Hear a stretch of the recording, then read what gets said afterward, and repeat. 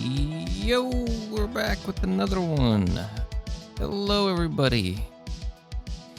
It is the end of the week in terms of the last podcast I released. It was 6 days ago, I think. So, here with another one. Not much to say on the 24 side of things, but there are some important things to talk about, specifically about 2K, because that's what we do around here. First off, I do want to say thank you for the 100 plays. I got a notification telling me that my show has hit 100 plays, and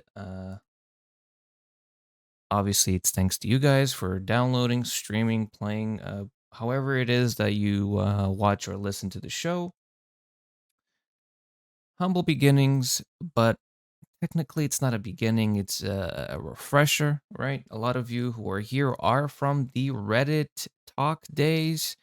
Shout out to Swervo, I think, in the Spotify comments, always leaving supportive comments, um, who admittedly was from the Reddit talk days as a spectator in those talks, which were great, but Reddit disbanded the feature. So that's why now we do this for reals. Uh, and I think I like it better this way anyway. So, thank you once again. And now let's talk about the One Up partnership. And you're probably like, what the hell? What do you mean, the One Up partnership? Well, I'll show you and we'll read it together. So, NBA 2K and One Up partnered on non pro esports tournaments as a new way to engage gamers. So,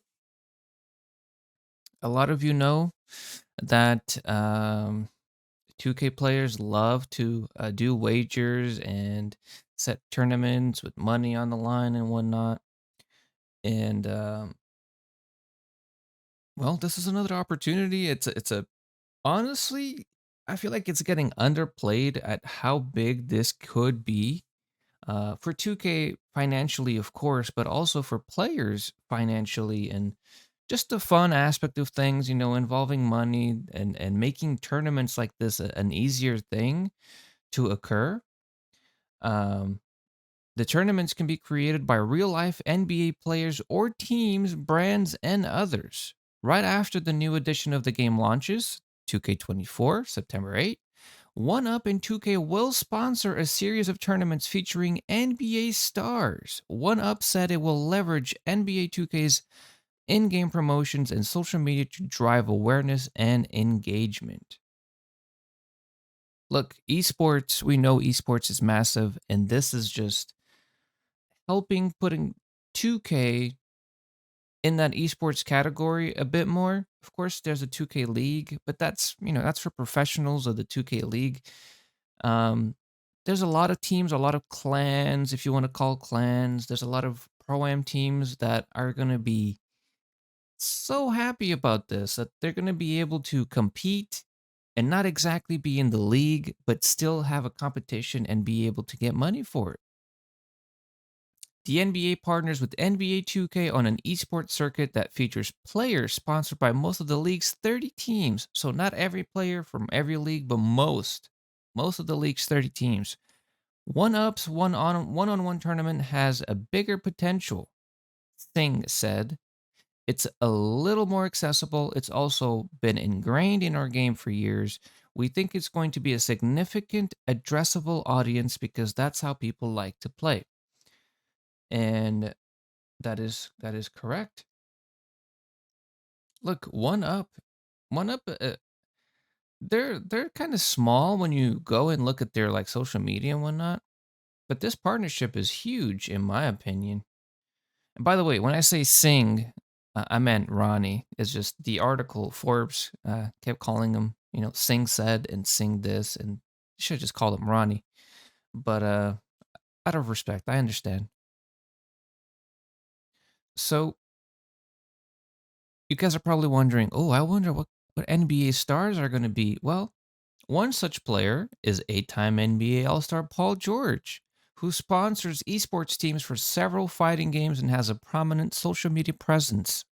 Ronnie said players such as George, who play for the Clippers, obviously, can use One Up to organize their own tournaments for their followers with sponsors and prizes that might include things like meeting the star in person, for example. So, in my opinion, this makes it seem like you're going to be seeing all kinds of tournaments pop up for 2K24. I feel like there's going to be a lot of sweats going around. 2K24 is going to be probably one of the most competitive 2Ks we've had in a while, just based on this. Honestly, TJ McCollum is also going to get involved, so that's going to be cool. And then there's all sorts of content creators that I'm sure will also get involved, and people with money will be involved in creating the tournaments uh, for the amateur players, basically, right? Um, Yeah, so that's really cool, and that's good news for 2K24 in my opinion. I have nothing bad to say about it. I would need to see how it's implemented and if there's any sort of snakery that goes on. Um, but I think it should be mostly a positive, and I'm actually really excited to look forward to that stuff.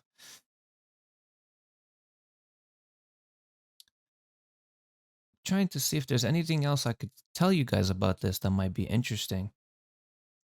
So here's some more stuff that Ronnie said, I guess.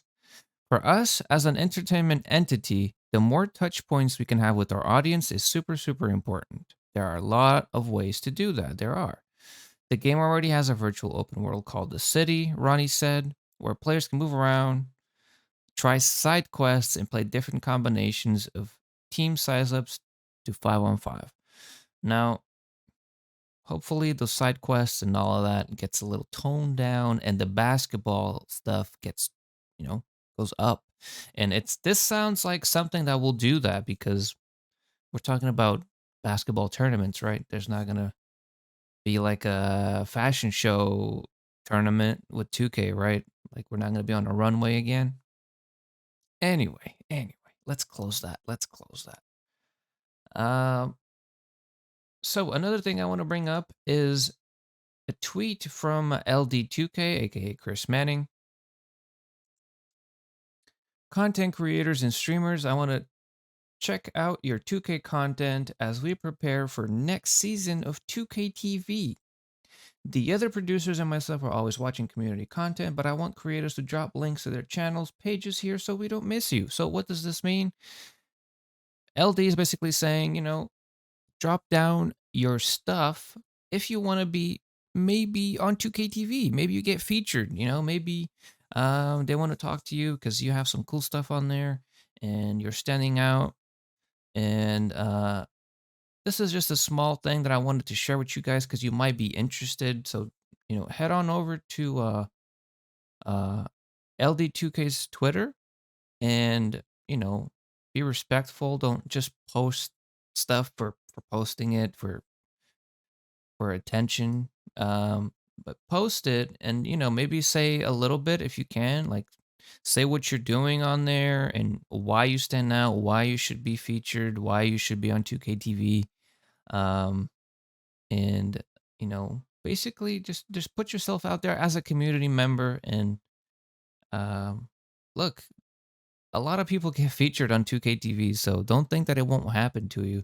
Even if you have 100 followers or subscribers, whatever it is, depending on YouTube or Twitch. Even if you just have a few, even if you're just starting out, but you already have something going and you really feel strongly about it, give it a chance. You never know.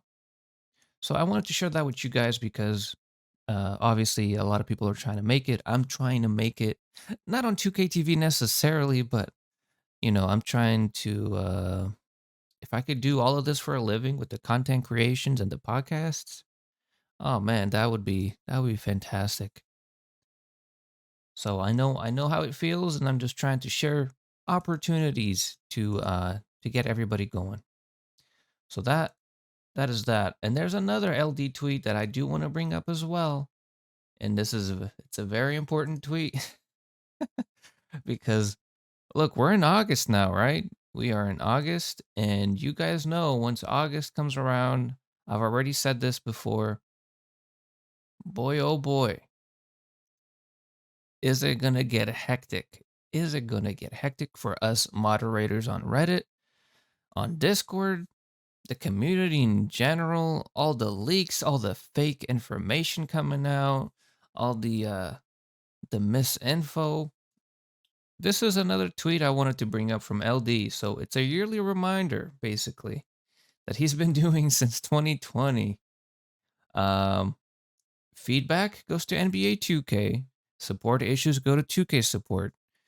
Because every year there's a lot of people that they don't pay attention or they don't care. They just want their solutions right now and they're very angry and they just lash out at everything that has a 2K in it, even though that's not going to help anybody. And myself, as a moderator for 6, 7 years now in communities with thousands and thousands of people, I understand their frustration from both sides. But you have to understand that the best way for moderators or support to help you is for you to help them make it easier for them to help you. Does that make sense? If you complicate things by, maybe you're going to DM LD asking him for support messages when he's the host producer at 2K TV, that's not going to help you. And it's not going to help him to help you either because that's not his position, right? And with that said, what that tweet said, I did bring up something in my own page that I tweeted out because it was very important that I mention this. Think of us, okay, on 2K and the My Team subreddits, because look, and I will try to show you guys the numbers when it gets closer to release, like September and whatnot.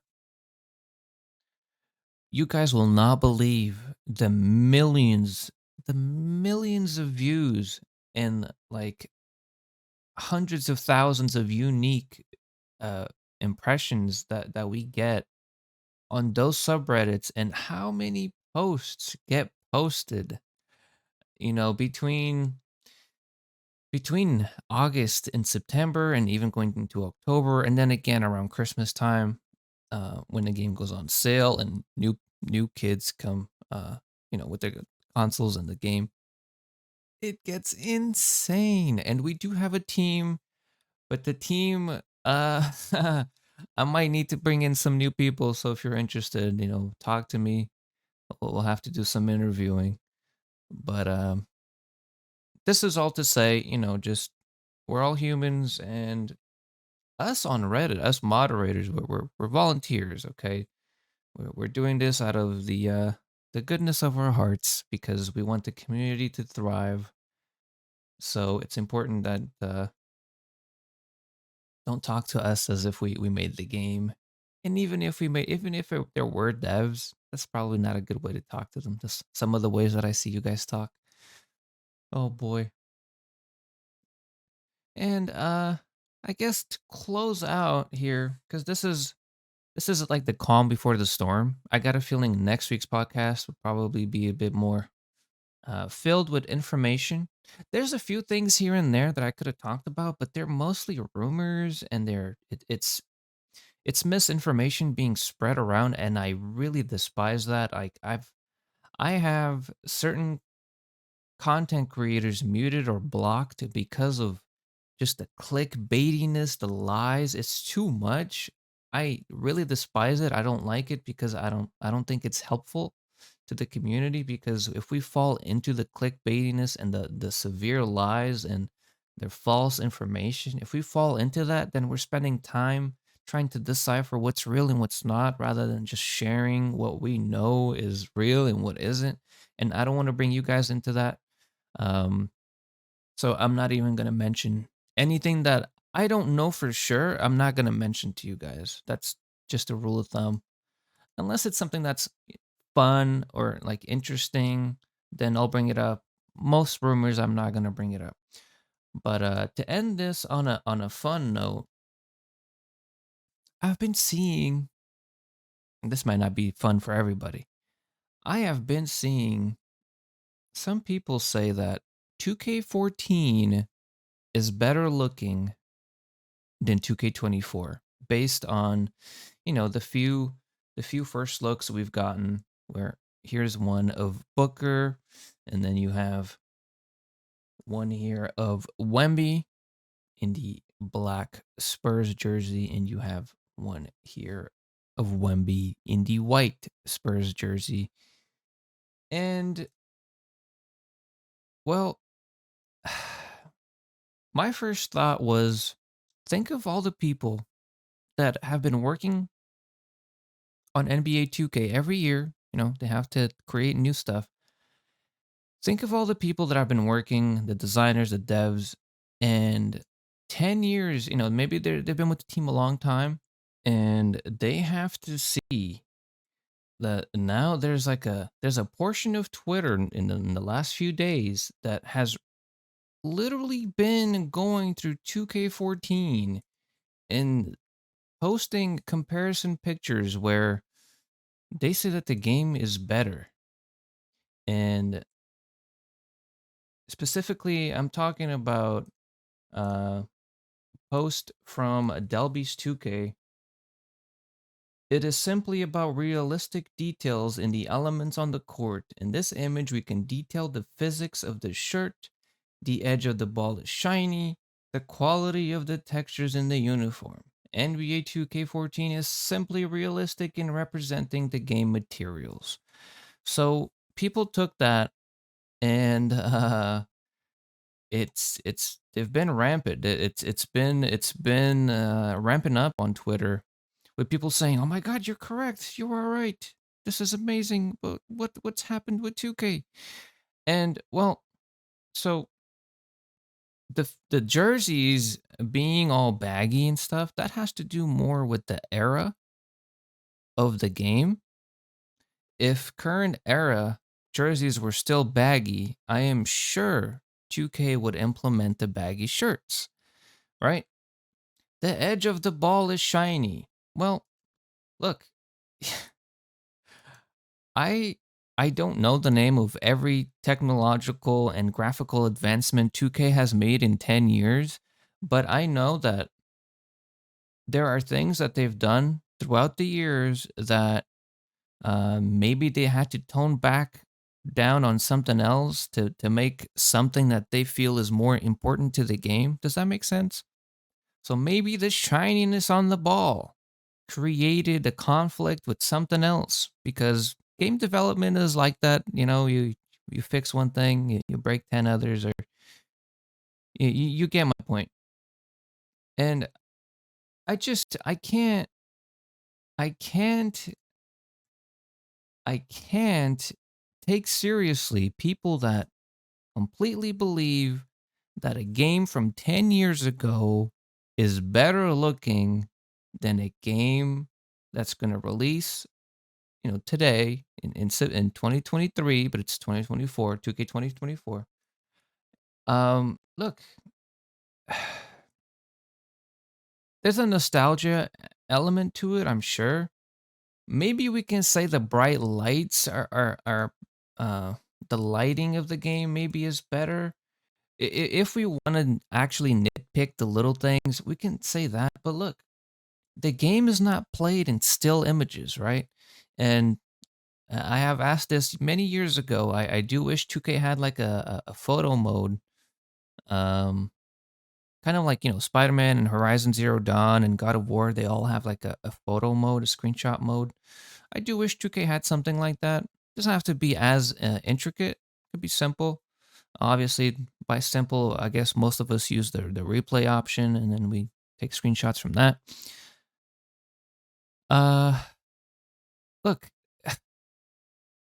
it's a weird um conversation, right? That Twitter world is having lately, and here's another one. 2K14 reveals the low quality of graphics and concept art on the new console. So this is a 2023 game, and 2K 2K14 comparison. And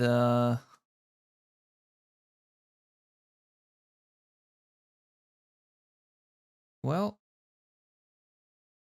see, there's things with the jerseys, there's things with the body that are just, I mean, what is this? This looks like a thigh. What is that?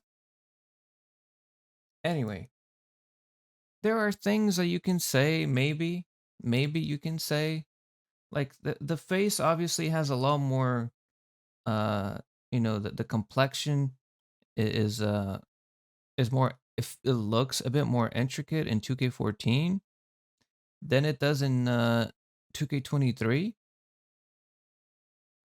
And the lighting, of course, the lighting in 2K24 has been fixed.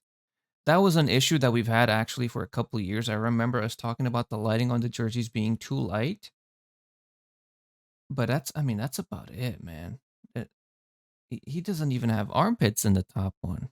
If we want to talk about, a game in still images, and just in case you haven't, uh, seen, uh, there are also 2K24 Kobe Bryant pictures of in-game pictures, and I will show you one of them now. Okay, so that you can compare with 2K14s or 2K23s, right? And then you tell me how how are we still talking about, you know, a game from 10 years ago, right? So 23 had lighting issues. We can see most of the issues are lighting issues. And that's been fixed. That's been fixed. The year later, a year after, that's been fixed, okay? I think the lighting issues have been going on for maybe 2 years through 3 years, which in a yearly released game, and you're going to have an issue that might go into the next year. That's just how it is. You guys got to understand. I'm not going to say that you guys need to know everything about game development, but a yearly release game that releases every single year, that is tough, man. That is tough for everybody involved. That is tough. And look, if the gameplay is solid and the issue is the lighting, like I've always been of the belief gameplay over graphics. Um and I'm like that with anything. I do love graphics. I love games like The Last of Us, Red Dead Redemption, but those games also have really amazing gameplay. And if it had to be between one or the other, I would always go for gameplay. This is a 2K24 image. You can see the lighting's fixed, the jerseys are great, face scan's great, everything great. Okay. We're done. We're done. I don't want to see people saying the game has fell off. 2K14 was the best looking 2K we had. I don't We need to stop with that. We need to stop with that. That is disrespectful to everybody that's been working for the last 10 years, every year releasing something. Um we need to we need to stop. Like, look, the jerseys had a physical thing on them because it was the era. It was the era we were in. It was the era we were in. But we cannot say that the game looks the same 10 years ago as it does or it looks better 10 years ago than today. Come on, guys. We can do better than that.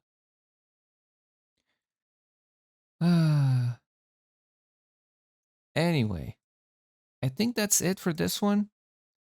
Um do keep an eye out on things coming this week still. There's going to be a lot of goodies coming this month. I am so excited to talk about everything.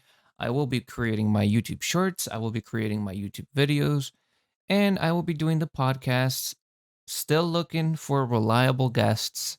If you want to come on in and talk about something that interests you in the 2K world, let me know. Thank you for listening. See you guys on the next one.